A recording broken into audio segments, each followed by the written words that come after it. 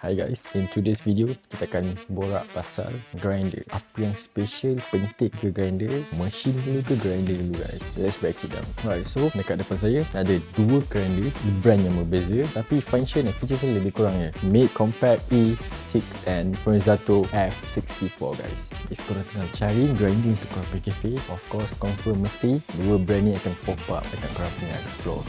First, CompakE ni daripada Spain. Brand ni famous which is CompakE ni sebab build dia very solid, consistent and ingat guys. Yang satu ni pula from Italy, lagi modern, touchscreen and control yang precise. Dua-dua grinder ni menggunakan flat burr 64mm, so dia punya grind quality dia clean and even. CompakE jalan dengan RPM lebih kurang 1375, manakala kita punya backburr kat sini dia punya kelajuan lebih kurang 1350. Beza sikit je tapi ada defect guys. If korang macam tak faham, this is the specs detail, so you guys boleh refer back.